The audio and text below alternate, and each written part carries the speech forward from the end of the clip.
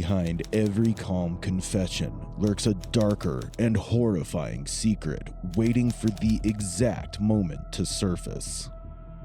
Found a padlock over here, a chain over here. The allegations are of possible child abuse. The man in the video is 59-year-old Jamie Jackson, a father of 2 children from Farmington, New Mexico. He was arrested on February 18th, 2025, along with his 36-year-old girlfriend, Patricia Madrid, for abusing his 15-year-old daughter, Georgia.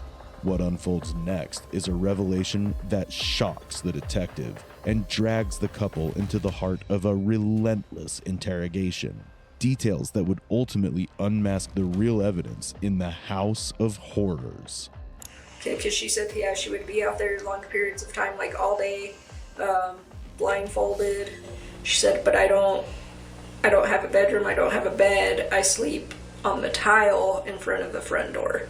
It wasn't just the testimonies of a 15-year-old that brought Jamie and Patricia into the limelight. And soon, the detectives will uncover horrifying evidence that incriminates the evil couple without a shred of doubt, despite their denials. On September 16, 2024, Child Protective Services provided a referral to the Farmington Police due to concerns regarding the welfare of a child named Georgia. The arrest warrant mentioned that Georgia suffered from fetal alcohol syndrome, ADHD, and autism. Georgia was reportedly confined in a chicken coop and was a recipient of regular abuse. Disturbingly, it was clear that Jamie was not only the perpetrator of this child's abuse. As more evidence piles up, the detectives will discover another abuser in this scenario. Trouble, she would just blame whoever. Okay. And she still doesn't have good hygiene. She's very egocentric. Like, if she doesn't get the attention or somebody else is getting more attention than her, she gets upset. Patricia, Jamie's long-term girlfriend and accomplice, thought that she could evade the incriminating evidence against them. However, as they're both taken into custody for questioning, the detectives are on the verge of exposing their fabricated lies. Because if not, we have animal control that can actually put them in their cage, in their vehicle, just while we're doing this, and then they can bring them back. Yeah, I have a cage to put them in. Okay. Okay. Okay, well, you got lethal behind you. Does he bite people or no? Yeah, it bites people. So that would be your first priority, okay, so grab that dog Okay. for the safety of the dog. This one's well. Okay, so can you get the dog? Yeah. Don't shut it all the way. No, keep the door open. Okay, then grab him, but I want the door to stay slightly open. Toss your cover. What do you want me? Did you grab him? Hey, why don't you come back out? Copy 66, David Stan, channel 10, 66, David Stan, channel 10. Yeah, I'm sorry, I was asleep. Okay. Do you have any knives on you? No, I'm clean. Okay. The only thing I got is keys. That's it. That's a zip up. Patricia realizes that she and her boyfriend cannot avoid the prying eyes of the investigators, so she maintains a steady defense. However, she's about to make a bizarre statement, portraying Georgia as a rebellious teenager who always associates with bad company and is in dire need of discipline. The detective, however, will soon see through all her lies when presenting her with the cold, hard evidence. Tell me a little bit about Georgia, what kind of kiddo she is, and... Honestly, I really don't know. I know, like, when my daughter and I used to go up there to visit, she would get violent with my daughter. Like, when they were playing Barbie, she would, like, hit her and tell her, you better do it like this. And my daughter, right away, she is just like, I don't want to have anything to do with her. Mm.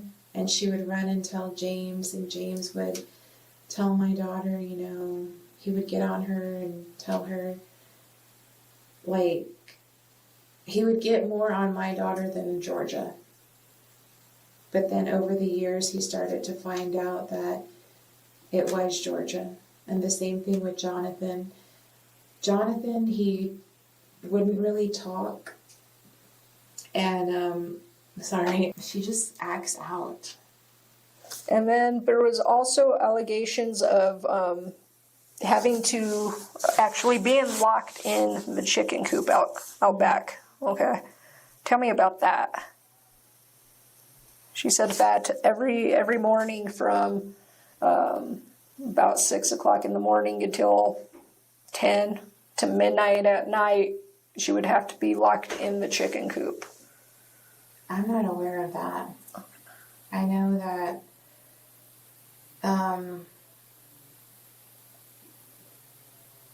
her chore was to feed the chickens and give them water. And then I caught her a couple of times in there and she was busting eggs. She really messes with a lot of stuff. Mm-hmm. Like what? Just everything. And it was for allegations of a 15-year-old girl who was being locked inside a chicken coop. So that was the allegations. And the female is identified as Georgia, who is your daughter, I believe, right? She did get a safe house interview, a forensic interview completed. And during that interview, she did disclose that, there was being locked in a chicken coop and stuff for a long period of time throughout the day. She said this has been going on for quite a while.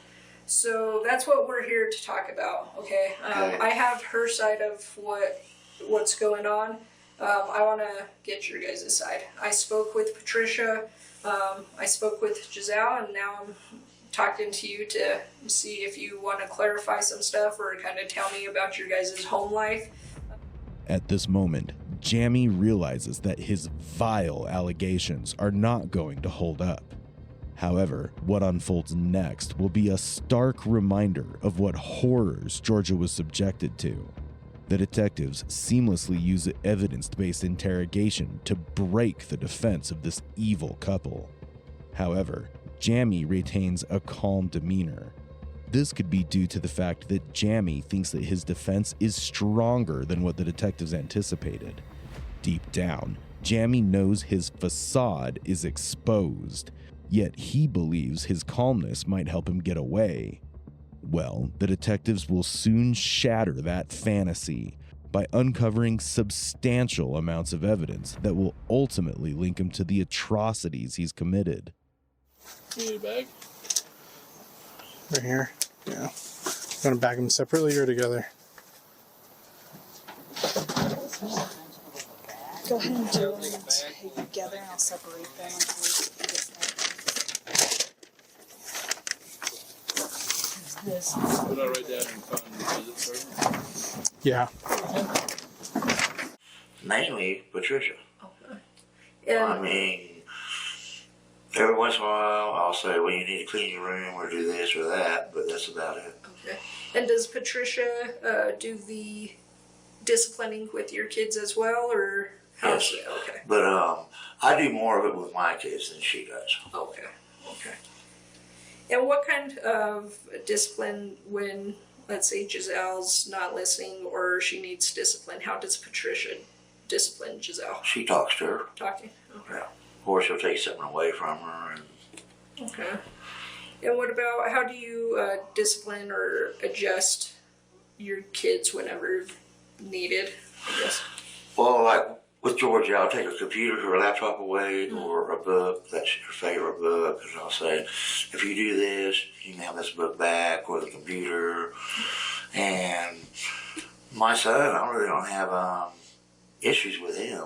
Sure. And he's 19? 19. Okay. So I really don't have issues with him. Okay. Because him and me work together doing small engines and mechanics. Oh, nice. Okay. So, but I mean, every once in a while, he'll have an outburst, and I just leave him alone. I'll just say, okay, son, go simmer down. Yeah. You know. Okay.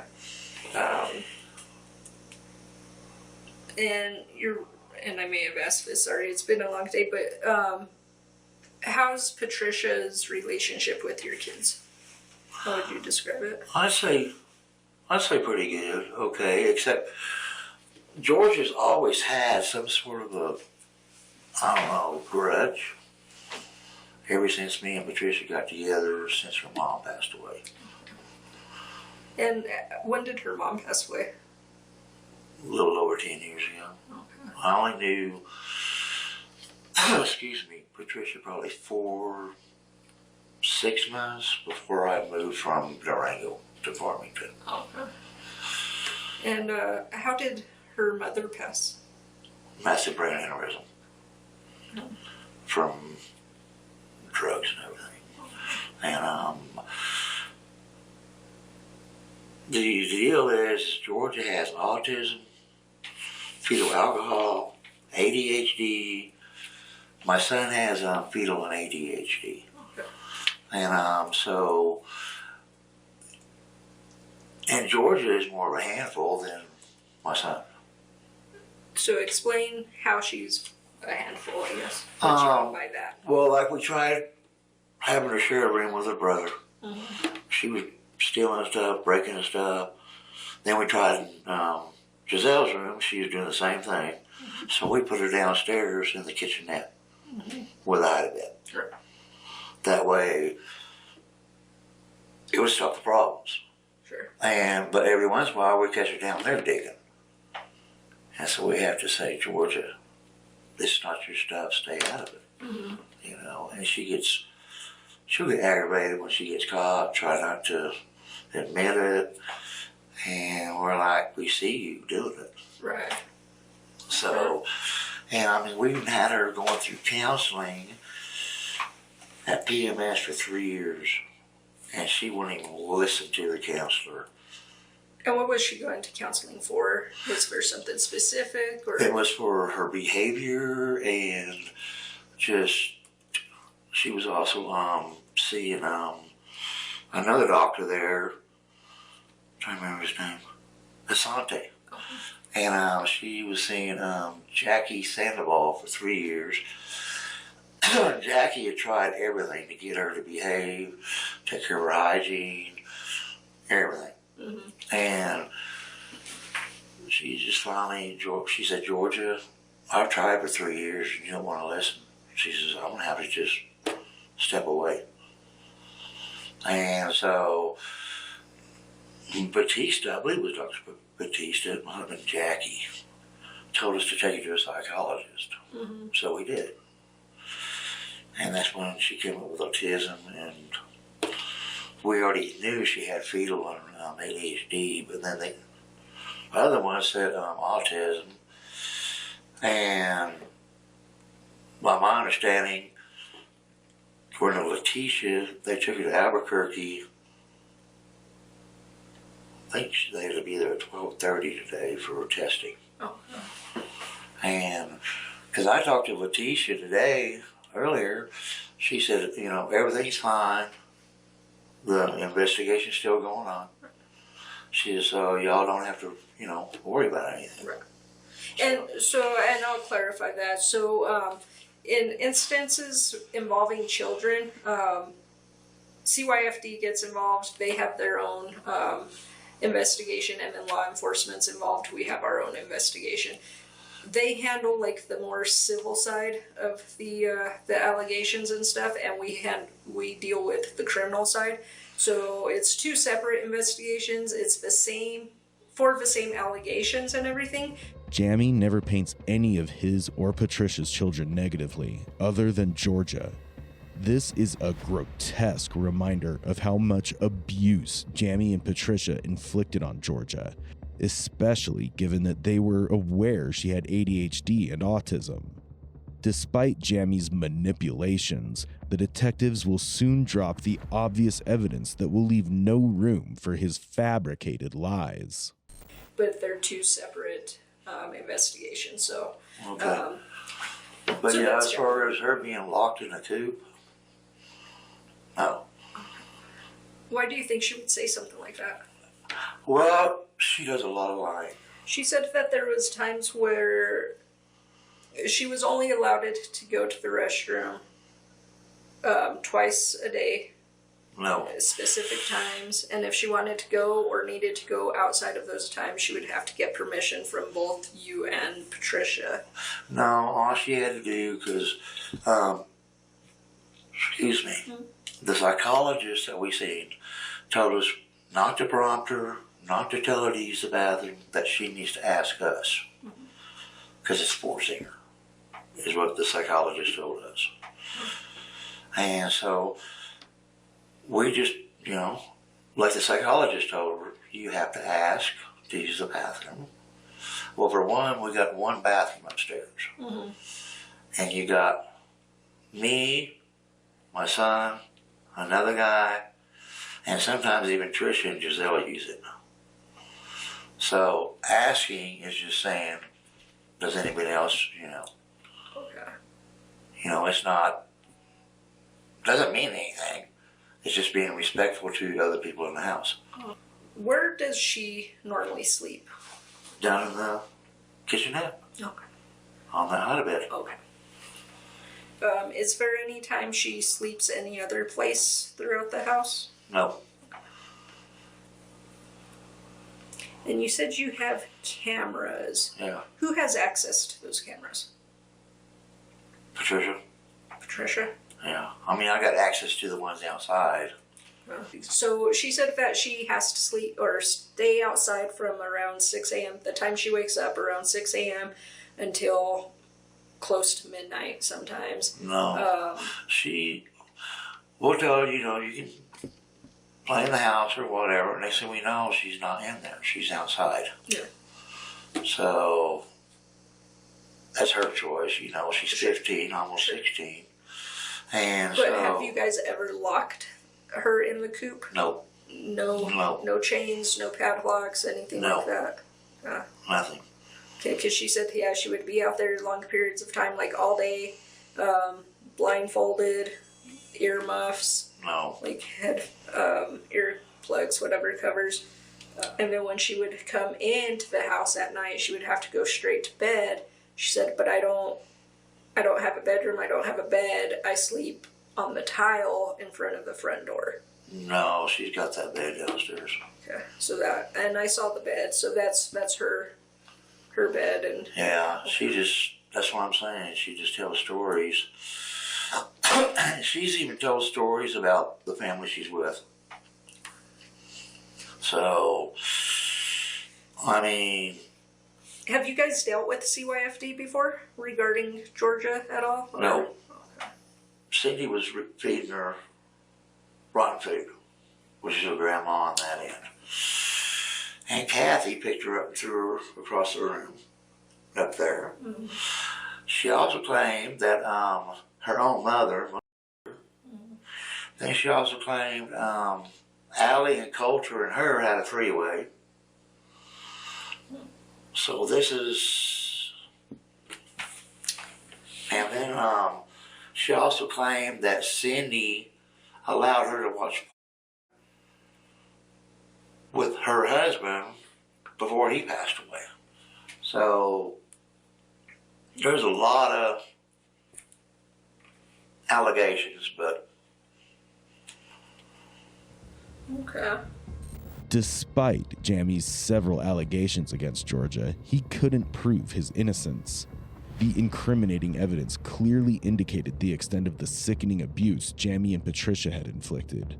It revealed a darkness so deep that it twisted their lives unimaginably and led them down a path from which there was no escape.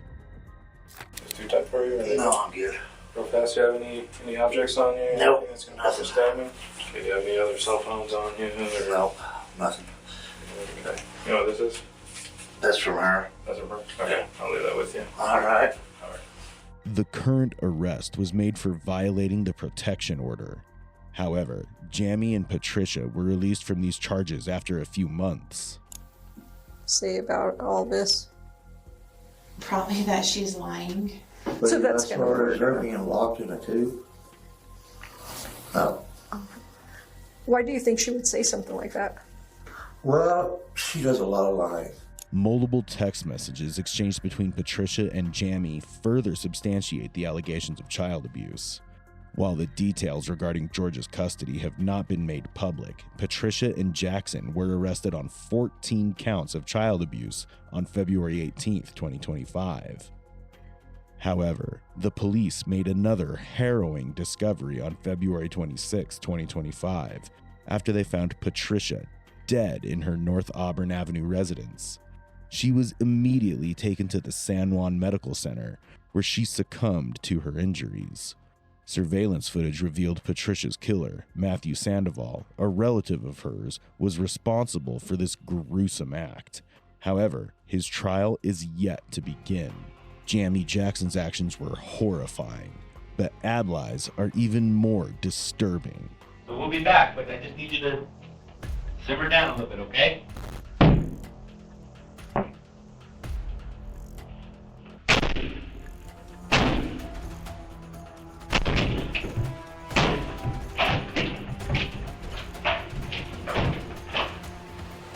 This is 24-year-old Adlai Mestre, who is accused of brutally killing 3 members of his family. My family was trying to walk into my room, and they were trying to hit my heart. And my dad had a knife, and my sister had a sledgehammer, and then I killed him. Adlai's parents, 51-year-old Bertha Mestre and 46-year-old Raymunda Mestre, along with his 17-year-old sister, Brielle Mestre, and their family dog, were all victims of this chilling tragedy. Adlai was caught, but the officers had no idea that he was more than just a killer. He was straight up insane. The story began on October 13, 2024, when Bernalillo County officers received a 911 call from Adlai's neighbor about hearing multiple gunshots being fired. At 2:52 p.m., the officers met Adlai for the first time, and they immediately knew something was off about this person. When officers searched the house, they found it empty, but were horrified to see it stained with blood. The bloodstains splattered everywhere made it evident that Adlai had dragged the bodies out of the house. Another heartbreaking discovery was the family dog, still barking despite suffering from 3 gunshot wounds. To end its suffering, officers had no choice but to put it out of its misery. The search extended to the area near the house, where the bodies were eventually found 50 yards away from the house. And no, their wounds were far from healed. When officers finally informed Adlai's oldest sister about the tragic incident, she revealed a shocking detail that brought everything into focus. Did he hear voices? Yes. Yeah. And was he supposed to be taking medication, Yes. do you know? And I'm pretty sure that's why. Because even I started getting on his about it. Adlai was clearly not in a stable state of mind. This made it clear to the officers that they were about to face a challenging and complex interrogation ahead. So let's talk. I want to talk real quick about your family. Who lives at the house with you? Your mom? What's your mom's name? Let me just make sure I have that information. Mom, and then who else? Sister. Who's your sister? Brielle? Bree? B-R? Yeah. Okay, yeah. And then your dad. Who's your dad?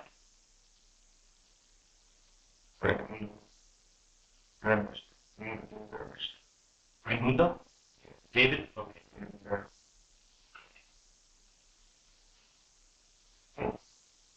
I just have to make sure I have some of this information. I'll let you write it. When you want me to keep those?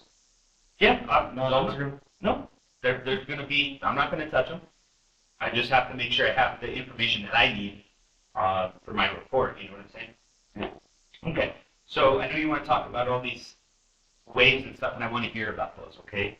Although much of what Adlai says is unclear, especially due to the audio quality of the interrogation, it's still apparent that he claims his father was possessed. Earlier, when he was apprehended, he had mentioned that his family entered his room with weapons in hand. So yes, Adlai is clearly delusional. His condition seems to fall somewhere between schizotypal personality disorder and delusional disorder. You said that your mom was walking down the stairs, your dad was shot in the living room. Where did you take them after you shot them? Well, I buried them, so there's like a trail. Okay. And then I open the gate, take a right, I swim down the trail. And why did you put them in the ravine? Because I lost consciousness. You can take a picture. May I rest them down? Yeah, I'll give it to you. I feel like you're tampering. I'm not tampering with anything. I'll show you what I'm writing. How about I write a note? Okay. Adlai seems to also be paranoid. This is evident as he questions whether the detective will tamper with his statements. His mental issues run deep, and it's clear that the detective must be cautious with every step. So, did you try to, clean up inside? Yeah. I thought the whole world was crazy. So I saw it was going forward up, and next thing you know, I just go. Yeah.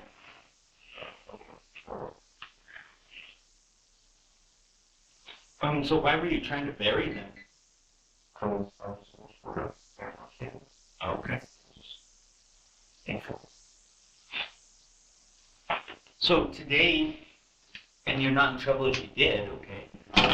Today, did you take any type of drug or anything like that? No. Do you normally take anything other than like marijuana or anything? But like for the past week or two, I've been sobriety. So you've been sober? Yes. What were you usually on? THC. THC? Okay. Did you take any type of meth, fentanyl, anything like that? Nothing. No? Okay. Have you ever been to the doctor at all for any type of mental health issues? Well, yeah. I went to the Haven for, curse. People used to curse me. I feel like my family cursed me. Oh, really? I feel like my family shall curse me. And why do you say that?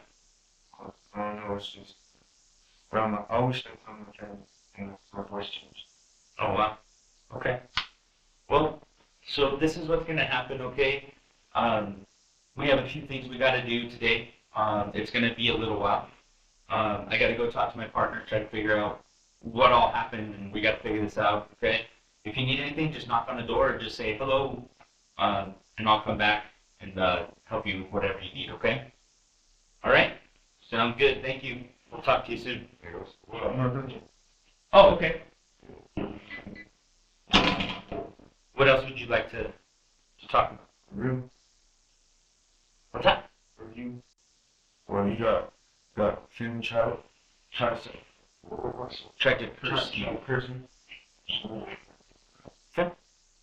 I'm gonna try to curse me. Silent waves, convulsions. Yeah, you wrote that a bunch up there. Okay. As the detective steps away for a moment to discuss the situation with the other detectives, Adlai goes on to do something that clearly shows his complete lack of empathy. May you please not alter? I will not alter it. You'll get a copy of these. You'll get a copy when we're done. Okay? Fucking Officer Adriel, but like Jesus, that's not me. Period. I ain't no Adriel, no fracker. How about y'all go ahead, pull some strings, let's make you the officer, the sheriff, let's make it happen. I don't deserve to spend life in prison over a catastrophe.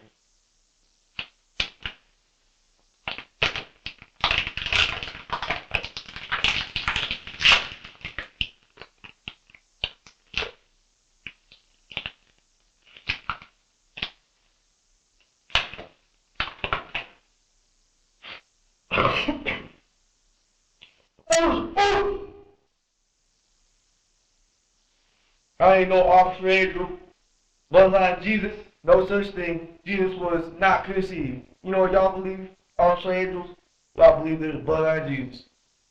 I'm sorry. After murdering his family, he now mimics playing basketball, accompanied by strange noises. Showcasing signs that he's clearly detached from reality, the detective recognizes that Adlai is far from normal. But this is nothing compared to what he's about to attempt. something seemingly impossible. Backed into a corner, Adlai resorts to the only action left to him. Spend the night in jail. Hey yo, what, Angel? What if I just spend the night in here and y'all release me? Right? You spend the night in there, I spend the night in here? Oh my God.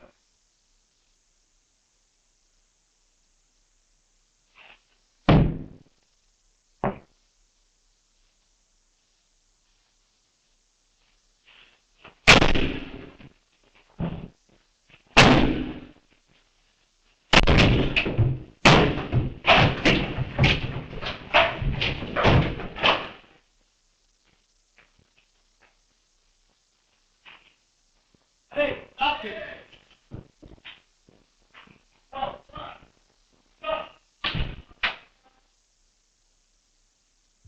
That is undoubtedly one of the rarest things anyone can witness in an interrogation room. But rest assured, Adlai was quickly captured once again. It was certainly foolish for him to try escaping a police station surrounded by countless officers on guard. But understanding what goes on in the mind of a delusional person like Adlai is nothing short of a fool's errand. Adlai Mestre was charged with 3 counts of first-degree murder, 5 counts of tampering with evidence, 1 count of extreme cruelty to animals, 1 count of escape from the custody of a peace officer, and 1 count of criminal property damage. Detectives are continuing their investigation into the killings and are awaiting autopsy reports for the victims to advance the case further. What Adlai did was brutal, but Jared's actions will redefine what true darkness looks like. My name is Rodney Diaz. I need an ambulance and police. Okay, what's going on? I don't know everything, but my son's wife is dead. Oh my God. This is Rodney Diaz calling 911 after discovering the dismembered body of his daughter-in-law, Angie. Although Rodney's 21-year-old son, Jared Diaz, had married 21-year-old Angie a few months ago, the newlyweds were living in separate houses on Rodney's property. Despite this odd arrangement, no one suspected that what was supposed to be the start of a happy life would soon turn into a waking nightmare. Let's put his baby dick. And made you cut her head off. From a loving husband to a cold-blooded killer, Jared Diaz had switched his avatar in just a matter of 3 months. Unexpectedly, he not only confessed his crime from the very beginning, but he also appeared to be remorseful for his brutal actions. I mean, it's not a question that you did it. Other people are really sorry. Shouldn't deserve that. Nobody ever does. Nobody deserves. Was Jared truly regretful, or was he just feigning emotion? As the detective said, it's not about acknowledging that he murdered his wife, but about answering why he did that. Jared Diaz and Angie Diaz tied the knot in October 2022. However, the marital bliss didn't last long, and only 3 months later, on January 11th, 2023, Waller County responded to a frantic 911 call from Jared's father, Rodney Diaz. Okay, so your son, you said the female's husband, correct? He was in the hospital a couple days ago? Yes, ma'am. Sunday night. Okay. And you said he was hearing things? He said he was hearing things. Not me, him. Right. He was sick. When they reached Jared's house at Oak Hollow Boulevard, Texas, they came face to face with a horrifying crime scene. Sergeant. I got as far as the doorway. I didn't go. Yeah, don't go in. This is a murder scene. Decapitation. It's an ugly spot.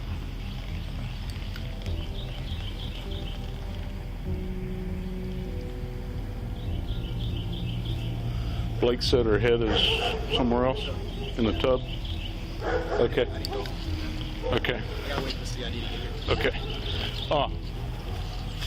Stay right here, Earl. Nobody goes in there. Jared didn't stop after decapitating his newlywed wife, and what he did next left the detectives stunned at the act of human depravity. She's not in the bathtub. The head's in the bathtub. She's by the water in the bathtub? Huh? Is there water in the bathtub? There's a couple of shampoo and a conditioner bottle and a razor laying in the bathtub neatly by her head. I don't know why. Did he wash her hair? Strange. Shortly after deputies arrived on the scene, they had secured Jared in the back of a police vehicle, whisking him away for an interrogation to get some much-needed answers. Jared is put into the interrogation room and has to wait a couple hours. During this time, it's baffling to see how a man who has just decapitated his own wife mere hours ago is casually sleeping on the floor and passing the time doing squats and sit-ups. Such unusual behavior greatly reflects his unbothered attitude and detached sense of reality. At this point, it's difficult to say whether he's simply mentally unstable or if he is just putting on an act. Either way, the only way to find out for sure is to proceed with the interrogation. Hello, he's here. Are you cold, hot? How do you feel? Cold. It's a little chilly. Thank you. Right. I'm Detective Honey. This is Detective Colby with you. You are Jared. Can you state your name? What's your name? Don't know. So I keep calling you Jared and you don't know? I used to know. And there was like somebody came in. Detectives begin their questioning, but are quickly confronted with an unstable suspect who is challenging to communicate with. Jared's bizarre behavior and his droopy attitude do not seem to be the result of any drugs. On the other hand, there's a possibility that this is his way to avoid being straightforward in answering the detective's questions. So, it's my understanding you were just in the hospital, is that right? Yes, and after that, it's weird. What were you in the hospital for? Stomach pain. Okay, and you know, what hospital did you go to? Okay. Did you go by ambulance or did you go by car? There was time I went for my stomach, I went with my mom, and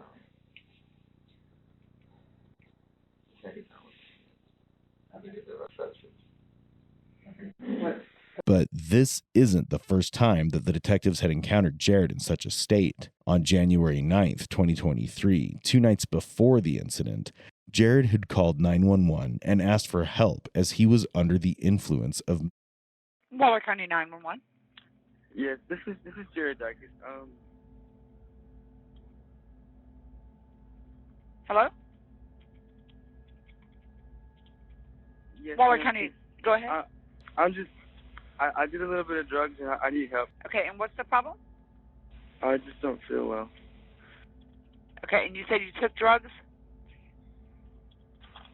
No, ma'am.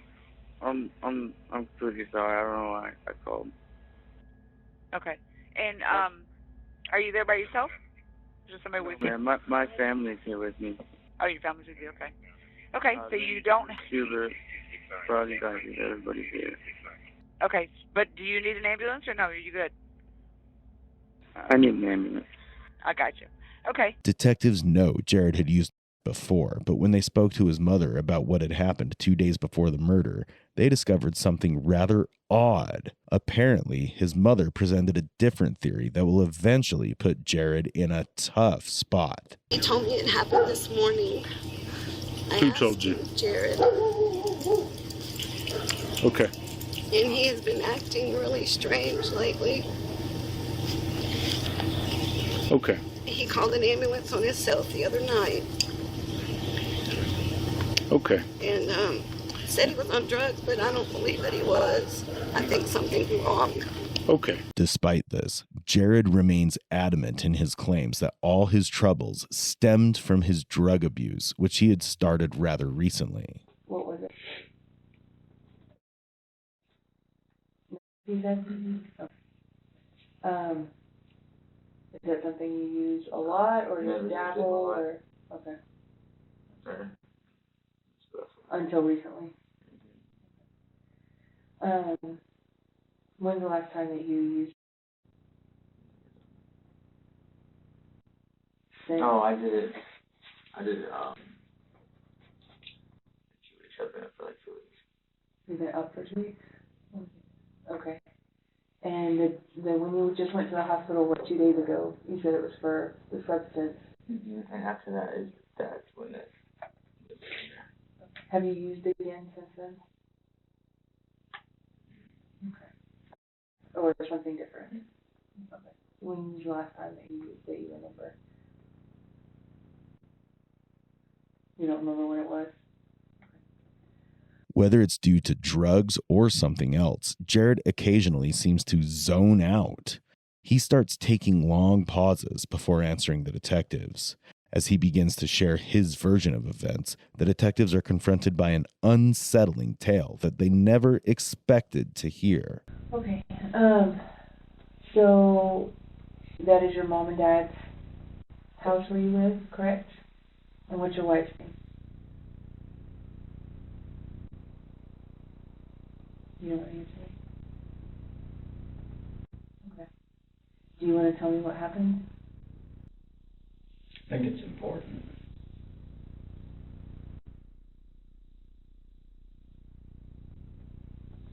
Something just came in here. I was not. What was it telling you? If something came in there, what was it telling you?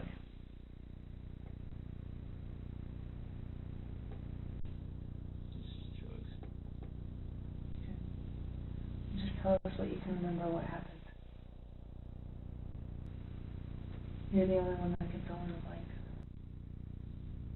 There is no way to prove whether he's genuinely hearing voices or just simply pretending. Hearing voices and experiencing auditory hallucinations are tactics often used by killers who think pretending to be insane would help get them off the hook, or at least lessen their charges. However, when detectives start pushing him for an explanation, he grows evasive, refusing to give any clear answer and eventually retreating into silence.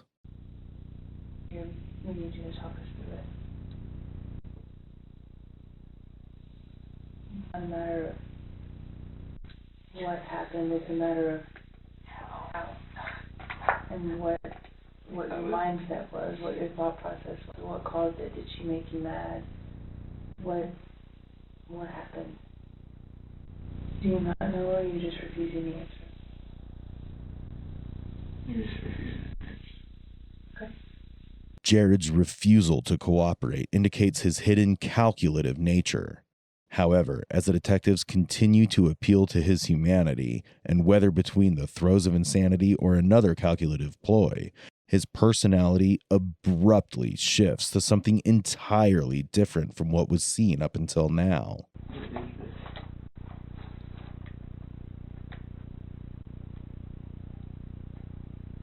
Where's what? What, the bag on your head?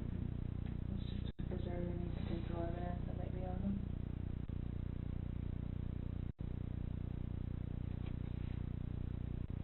Jared's sudden question about the paper bag and his focused stare into the interrogation room camera reveal that he is completely aware of where he is and his current situation.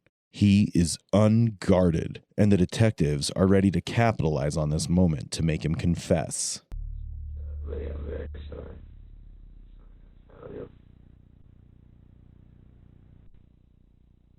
Help us understand. Tell us why you're sorry. Tell us what occurred for this tragic ending to happen. What happened? What was going on? Just drugs, and you gotta stay away from drugs. I understand that. So you did it, and tell us what happened after you took it. Drugs just make you go crazy. They make you lose sight, makes you not be able to see straight. All right, so what did it make you do this morning, last night? Here's the deal. There's overwhelming evidence that would convict you at a trial. DNA, It's not a question that you did it. Right now, and I'm going to be frank, is your one shot to show any kind of remorse and ask for mercy. Jared is again talking about his drug addiction. It seems as if he's doing so deliberately in order to portray this gruesome murder as a drug-induced fit that went horribly wrong. But without a clear motive, the detectives need to push him even further in order to spill the horrifying truth. And I will tell you, the way it looks to juries, when you sit here and you stonewall and you refuse to answer, it's a lack of remorse and a lack of taking ownership. And they don't like that. So they're considering your own well-being in this situation after having murdered your wife. And that's what other people are really sorry. She didn't deserve that. Nobody ever does. Nobody deserves. Okay. That's why you did it. Saying I'm sorry, but refusing to talk and take ownership of what you did, that's not good enough. I just lost my way. I lost my way with God. That's clear. We're not asking for generalities, and we're not asking about your personal relationship with God. Obviously, it's a struggle. It's a struggle for everybody. That's not a question. Nobody has a perfect relationship with Him. But we're going to ask you one last time what happened. And if you don't want to talk about it, that's fine. But your opportunity to have any kind of looking like a good guy of, this is what I did and I'm sorry and I can't believe I did it, that door is closing on you. While Jared appears to show some kind of regret for his actions, he's still refusing to speak the truth. And instead, he's playing with words. It seems like he's attempting to gain sympathy rather than taking responsibility for what he did. However, the real twist is yet to come, something that will ultimately unveil the horrifying secret he's trying hard to conceal. Look, I did do it. You can't even keep a straight face, buddy. In the blink of an eye, Jared is now declining all the charges against him. It's evident that he's either trying to prove his mental instability or that he is truly insane. The detectives are certain that he's lying, but as he decides to open up once again, what he is about to say will leave the detectives utterly stunned. I didn't have. I'm crazy. I was just up too long.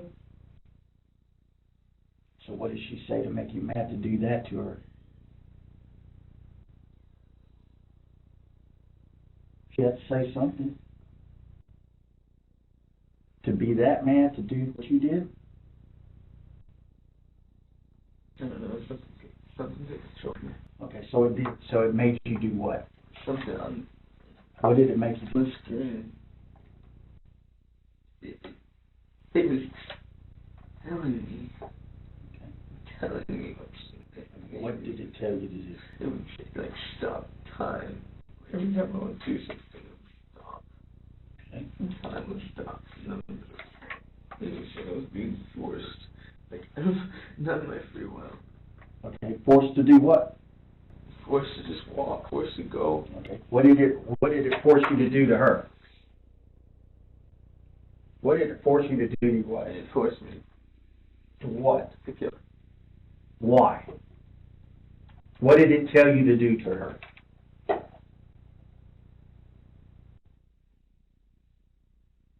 Did it tell you how to kill her?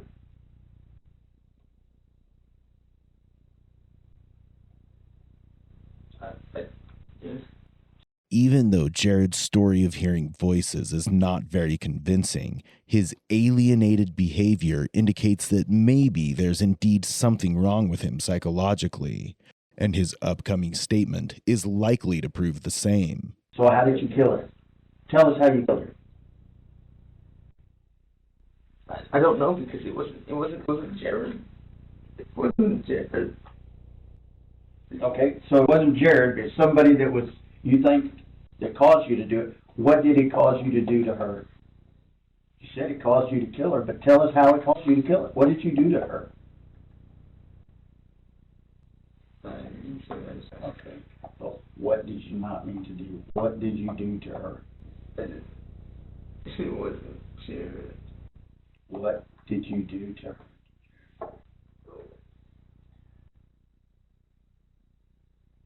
Tell us. Get it out. What did you do? Okay, what did you do? What did I see? Tell me what I saw. I'm asking you. That's what it made. It made you cut her head off. As Jared finally confesses to the crime, the detectives are still not convinced. For the confession to be complete and valid, there needs to be a motive. However, the detectives are on the verge of uncovering a sinister motive that will ultimately seal his fate. And what did you use to do that with? Where did you get the knife from? It's put in my hand by her. By her? Was it like something that was already in your house? Yes. So tell me what happened then during that time. Was she up when you got home? Was she awake when you got home?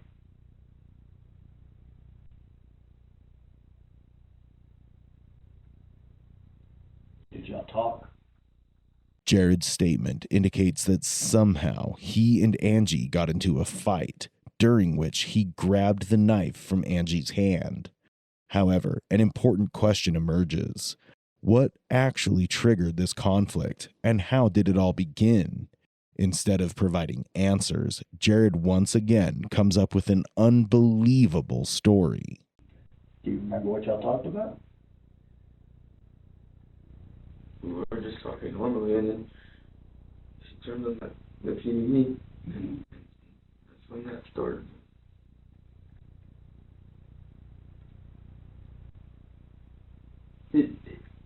It made me follow the light.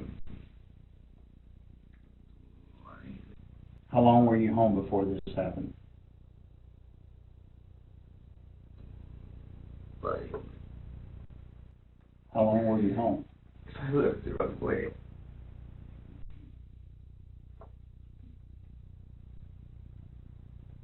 She didn't do anything to cause it.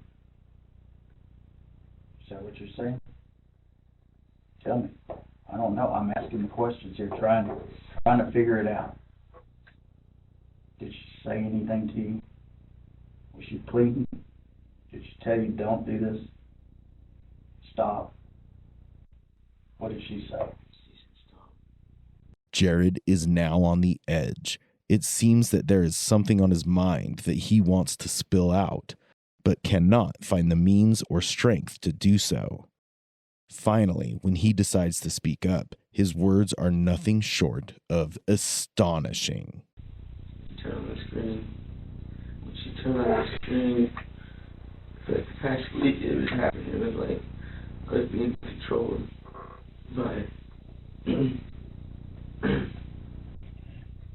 and it was just like she was telling me to she was telling me to stop.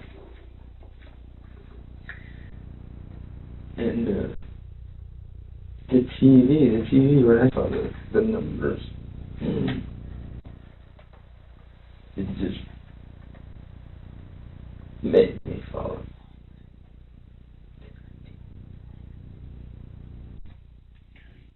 Continue. It's like, you know how when you're working, you just try to time. It was time me to go and stick it. It did. I thought it would stop. And just crazy. The detectives know that Jared has just opened Pandora's box, and inside it are more bizarre statements. It's essential to get a hold of everything Jared has to say, no matter how bizarre, as somewhere within his messed up claims lies the truth. With that in mind, the detective continues to push to get him to reveal the truth. She turned the TV on. You saw all this stuff on the TV, and what did you do? Go through that with us. What did it tell you? What did it tell you? Go through it. Finish it up. You told me. It told me. Okay, so what happened next? Did you follow through with that? Yeah. Did you cut her head off while she was still alive? It's like if I didn't listen, it would make me throw up. It would make me hurt. It would make me hear a lot of noise. It would make me, I won't turn her up with. And stop going that way. It was talking to me. Information was just getting in. And I didn't want it. It was coming. It tried to scare me. Now I'm too quiet. A little silence is scared. Jared struggles to state how he brutally assaulted and dismembered Angie's body, but he also claims that he did it out of fear of the voice inside his head. In the end, Jared breaks down in tears without being able to continue with the story. The detectives had to conclude the case, stating the cause of the killing was substance abuse, just as Jared confessed. Hallucinating on substances is nothing new. However, Jared's situation took a turn that left the whole community in shock. Angie's death was horrifying to the extent that even the sheriff struggled to describe the crime scene. Yesterday, approximately 4:18 p.m., we received a call through dispatch. There's a possible deceased person, 21-year-old female, inside a residence located behind 206 Oak Hollow. Upon arrival, our detectives observed a deceased Hispanic female with a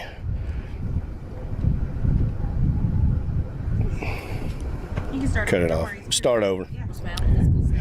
It was a portion of a body dismembered and a residence that was covered in blood. It's a gruesome scene at best. Jared was arrested and charged with murder the same day. His initial bond was set at $500,000, but was later raised to $1 million due to the severity of the crime and his violent history. On July 31st, 2024, District Court Judge Gary Cheney sentenced Jared to 40 years in prison. Also, because of the cruelty of the crime, he will not be eligible for parole until 2043.